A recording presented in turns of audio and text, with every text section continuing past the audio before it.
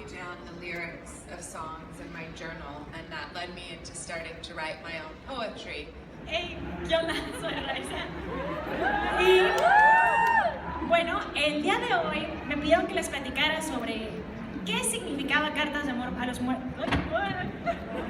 Ok, estamos haciendo un poquito de mala suerte, pero bueno, clásico en mi día a día. En fin, me pidieron que les platicara qué significaba Cartas de Amor a los Muertos para mí.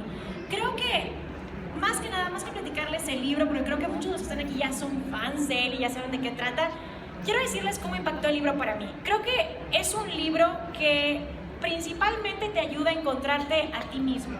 Creo que ese tipo de libros no siempre es fácil hacerlos de una manera tan poética y con un lenguaje tan bonito como el que usa Ava. Creo que es un libro que te enseña que sin importar por qué hayas pasado, siempre tienes un lugar en el mundo. Y eso a mí me encantó, me llegó mucho. Creo que los personajes representan muchos tipos de personas en el mundo. La personaje principal lidia con muchas cosas que no necesariamente el problema central de ella es algo por lo que todo el mundo pasa. Sin embargo, el hecho de enamorarse, el hecho de tener problemas con la familia, el hecho de tener problemas con quién es ella misma, creo que es algo que nos llega a todos y creo que es parte del encanto de Cartas de Amor a los Muertos y por qué tanta gente conecta con el libro. Porque al final del día todos nos estamos buscando, sin importar qué edad tengas, siempre estás buscando quién eres o qué puedes llegar a ser. Y el libro, más que nada lo que a mí me encanta es que el lenguaje es precioso, la manera en la que Ava escribe las cosas, la manera en la que los personajes están escritos es, como les dije, muy poético, muy bonito y la verdad creo que pues por eso están todos aquí porque es un libro muy hermoso, de esos que no siempre se pueden encontrar. Y me encanta, entonces muchas gracias por venir y si ya lo leyeron, qué bueno, y si no, tienen que leerlo porque es de verdad no se van a arrepentir. Muchas gracias, Eva, yo lo primero que te quiero preguntar es ¿en qué te inspiraste para crear el libro? ¿Cuál fue tu principal motivación para sentarte y decir, ¿sabes qué? Esta idea sí la quiero convertir en un libro. Great question, thank you. I think there were several things, but for me the primary event in my life that led to reading this book was losing my mother, which happened a couple years before I started writing the book, and I think in a lot of ways, just like Laurel's letters help her to process the loss of her sister, writing the book did something very similar for me. ¿Cómo fue el proceso de selección de esos personajes y cuáles quedaron afuera? Si podés contarnos. Okay.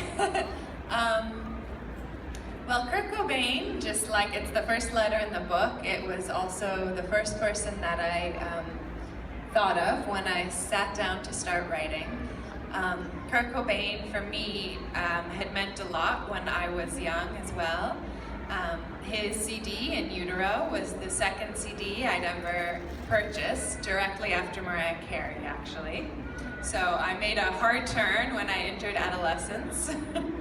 But there was something about the music of Nirvana that, for me, at that moment, expressed so much of what I didn't have words for. I felt so kind of overwhelmed by all of the emotion of adolescence, and I was drawn to that music for that reason. And I thought Laurel would be too. I had, like Georgina mentioned, several people who didn't make it into the book. For example, Jimi Hendrix and Emily Dickinson and other artists that I really love.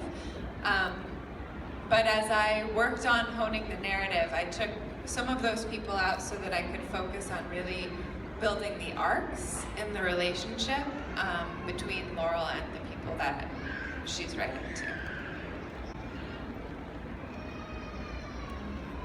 Esto me parece muy interesante porque hablas mucho de gente con la que tú conectaste y querías que Laurel conectara también. Entonces, ¿dirías que Laurel es el personaje con el que más te identificas dentro del libro? ¿O existe algún otro personaje que digas, siento que puse mucho de mí en este personaje, o mucho de alguien que conozco en este personaje?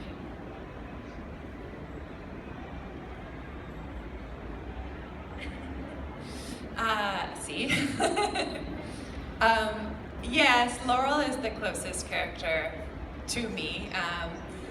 She is not me. We definitely have differences, but she is also very much has parts of my heart and parts of my struggles and parts of who I was at 14 and even parts of who I was at 28 writing the book. So she, her voice, I think, became like kind of, it became something I could hear so clearly in my mind, I suppose. And many of the other characters were inspired in parts by parts of myself, but also by people that I'd known and loved and grown up with. So La principal diferencia entre escribir una novela y escribir un guión. ¿En cuál sientes que tienes más libertad creativa?